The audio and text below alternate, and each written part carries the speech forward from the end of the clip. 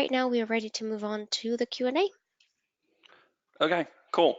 The first question I'm seeing is from Bob Leon. Is that the first one, Polina? Can you tell me? Yes, exactly. Okay, is there a way to show a video for the results slides? Asks Bob. Actually, I cannot tell without checking. Let me see that. Okay, we cannot really do that through form view.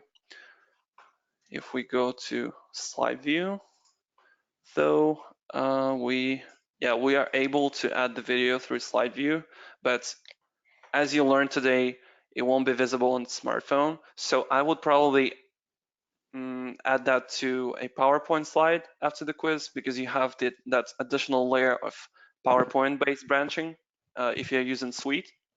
So if your quiz was not passed, you can send the person to a slide that has the video, and if they pass, then there will be a different slide. I hope that answers the question. Okay, next one is from Elena Harris. I'm sorry if I'm butchering your names, guys. Why did you select finish quiz as an option at the end of each section? Yeah, it's a tough concept. Let's go to the Las Vegas quiz really quick. When I have a selection here on the top for normal and for the advanced group, when I have that selection, if I select the normal group, which comes first, and if I don't select finish quiz here, I will go through that entire group, and then I will move on to the next group as if nothing happened. So to prevent that, I want to send my learners to finish quiz, to the results slides right after this question, because each group should have 6 questions and not more. So that's why we're using the finish quiz branching at the end of each group. Okay, Bob Leon, next question. An essay or free-form text while the person is doing the test. Is there a way to grade an essay? You can do that. So the best way to do that is using an LMS. For example, in iSpring Learn, you have the assignment type, where you can grade something that your student uploads or writes to you. So that will be the way.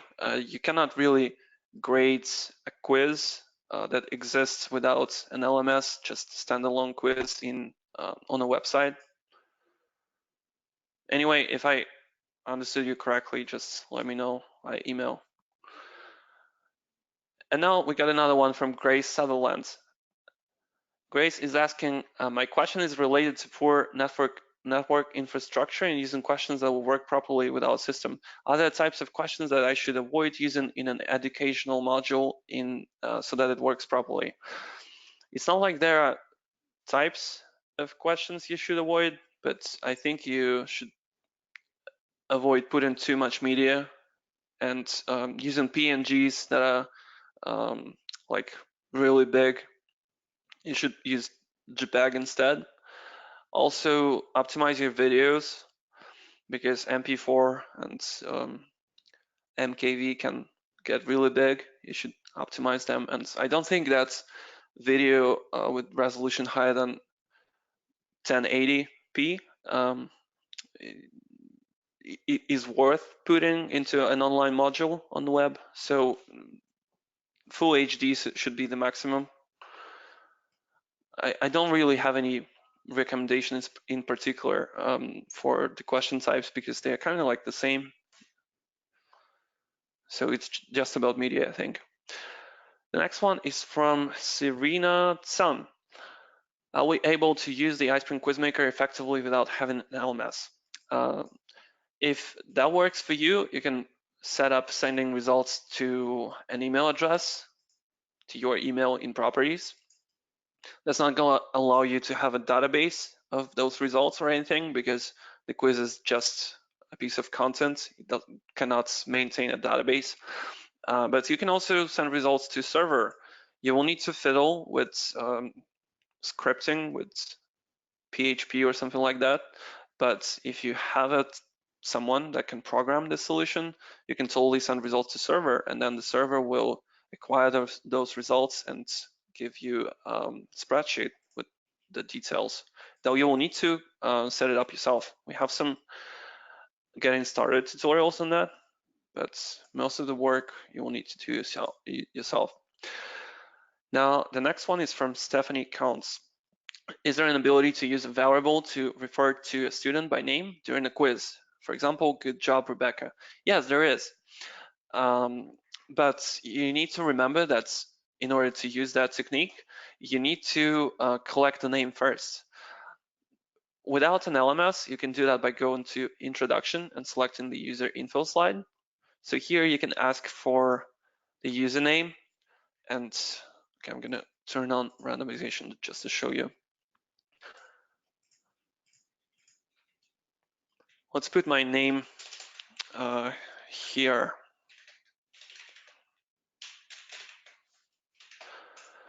See how I used that variable from the user info form?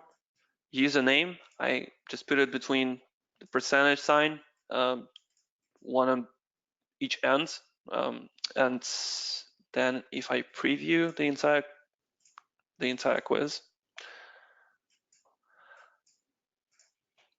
I will need to type in my name. It's kind of a mess, but you can see that my name is now printed on the quiz. You can use that variable in any question or on the result slides.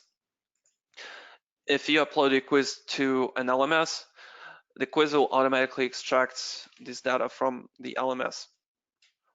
But different LMSs store different variables, different information in different variables, so you should test it out before rolling it out for your students. Okay, the next one is from Yunellen Nees. Gosh, I'm hoping I pronounce it correctly. Sorry. Can you branch to a specific question group based on the user score on a pre-quiz? You cannot really branch to a specific question group based on only if you do the pre-quiz as a part of the quiz, but then you will need to somehow manage sending them to different questions. I don't think that will work. It will be too complicated. It's not, yeah, unfortunately that won't work. That will be my response for now. We can contact you via email. I'm gonna write you an email after the session. Maybe we could figure this out, but right now all I can say is no. Okay, the next one is from Gibby Reynolds. Can branching choices also be uploaded in addition to questions via Excel import? I don't think so. Import questions doesn't allow us to specify branching choices, so you have to think about it on a piece of paper beforehand, and then just when you have the scheme drawn before you actually create the quiz, you can implement that. But it's a nice idea. I can send a request on that. Okay, what other way, another one from Bob Leon. What other way is there for hosting a quiz besides using iSpring LMS? Could it be hosted on SharePoint? Yeah, as far as I know, you only need to add your published quiz, published to HTML5, to the SharePoint library. So you kind of need to import it as an HTML document. And then I think you're supposed to change the extension of the HTML5 to ASPX, and that should work on SharePoint. The first step is really important though, adding it to the library. I think I had a link to an article with the steps outlined, so I can send you that after the webinar. Okay, moving on to the next one. Next one is from Saxon Watson. I was wondering what the best way to collect questions from your students. I would like to keep a historical log of all the answers that we receive so we can track what answers are commonly missed and help improve our training. One option you have is using an LMS, and the second one is using properties, reporting, send results to server. I heard that someone did a system where they aggregated emails and they somehow were able to collect all those emails into a one spreadsheet, but that will be really difficult. So either an LMS or using send results to a server. Okay, the next one is from Karen Skoglund. Can you have it so that the user only has to take 2 of the 6 questions in a group? Maybe this was in the first webinar that I did not view yet. Yeah, that's pretty easy. You just click on the group and click on select random questions. Now you have to select 2 instead of 6. And that will pick 2 randomly. Okay, we're almost at the bottom of our list. Now, Grace Sutherland. Sorry, back to my question about using quiz questions. Our LMS support told me the drag and drop takes significant bandwidth. Is this correct? It's not like it takes bandwidth, but it uses a certain amount of suspend data. Suspend data is the storage that LMSs use to store your progress for a learning module. It's basically a string of text, and for SCORM 1.2, you can have 4,000 characters in the string, which is not that much. So when you have a lot of animations, like a lot of quizzes in your module, you'll pretty soon reach the end of those 4,000 characters, and the progress for your module will not be saved anymore. That's just the SCORM 1.2 standard as it is. LMS cannot accept more than 4,000 characters. For SCORM 2004, it will be 64,000 characters, so that's a lot more.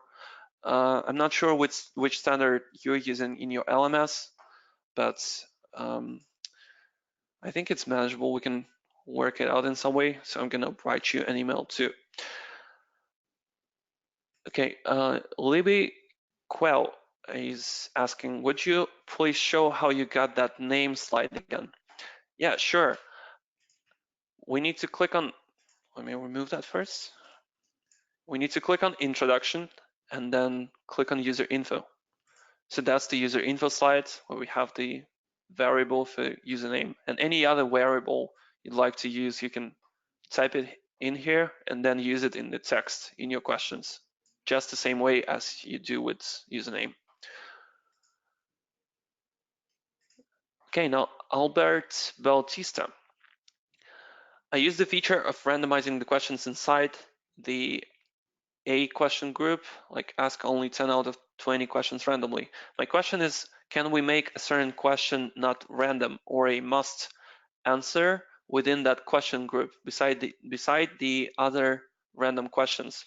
For example, 10 out of 20 are random, but 1 out of 20 is a must answer question.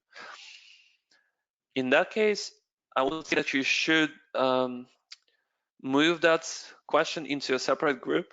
Just make that group come before the question group, and maybe have another idea. If we link one question to the top of the group, let's preview it.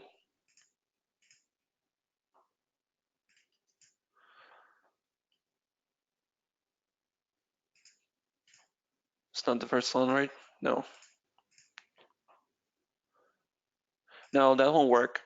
Yeah, you have to create a separate group, then put that question into that group, and then make your group with 20 questions follow that group with 1 question.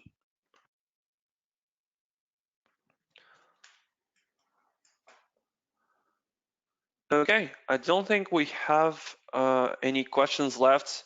So guys, thank you so much. It's Cool that you found time to participate in the webinar, that you answered the poll, that you sent us your questions. It's really great to see you. So thank you again. All right, so hope everyone has a wonderful day. See you at the next webinar. Bye, everybody. Bye, Paul. Goodbye, Paulina. Bye, guys.